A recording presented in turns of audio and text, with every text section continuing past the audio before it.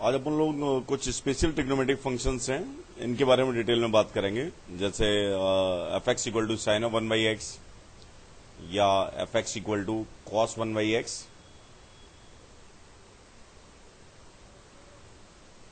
या F X equal to X sine x.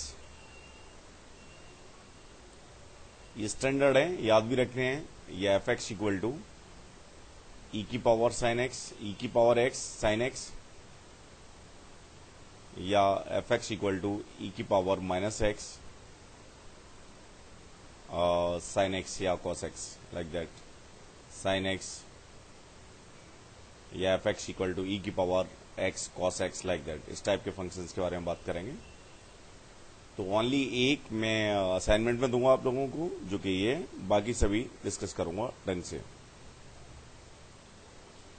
काफी important है ये, बहुत सही तरह से समझते हैं हमें। तो we are starting with F X equal to sine 1/x, ठीक है ना। तो जनरली बुक्स के फ्रंट पेज पे इसका ग्राफ बना होता है, लोगों को आइडिया नहीं होता ये किसका ग्राफ है।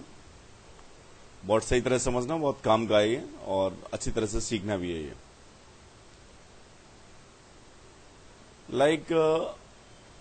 इसको मैं एक्सप्लेन करूंगा।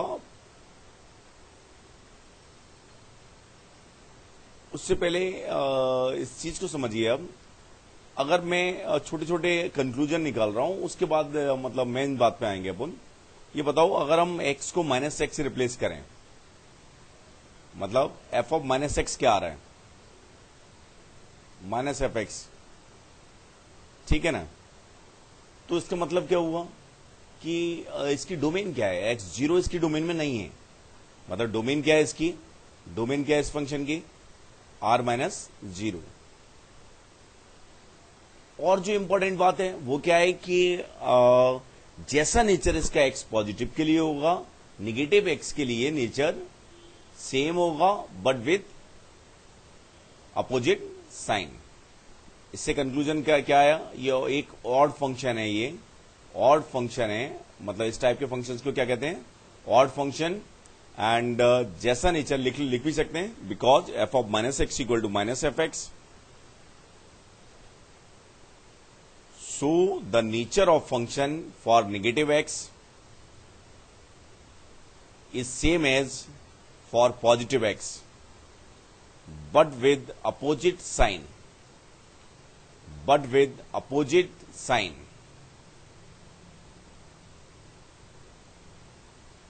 But with opposite sign.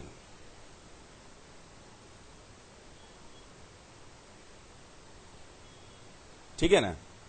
I think ये समझ में आ गया, कोई दिक्कत नहीं है, आ गया होगा ये, ठीक है। अब बहुत ध्यान से देखना कि इसका मतलब क्या है कि मुझे ओनली एंड ओनली किस पे कंसंट्रेट करना है? x greater than 0।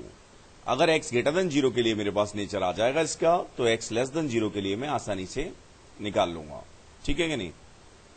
मुझे मालूम है कि साइन थीटा की वैल्यू -1 क्लोज से 1 क्लोज में लाई करती है। तो एक और इंपॉर्टेंट कंक्लूजन जो मैं निकाल सकता हूं वो क्या है कि इसका ग्राफ दो लाइंस के बीच में हमेशा लाई करेगा, y इक्वल टू 1, मतलब y इक्वल टू 1 से ऊपर कभी नहीं जाएगा, एंड y इक्वल टू -1। मतलब ये दो लाइंस हैं, जो भी रिक्वायर्ड फंक्शन है इसका ग्राफ इन दोनों लाइंस के बीच में लाई करेगा।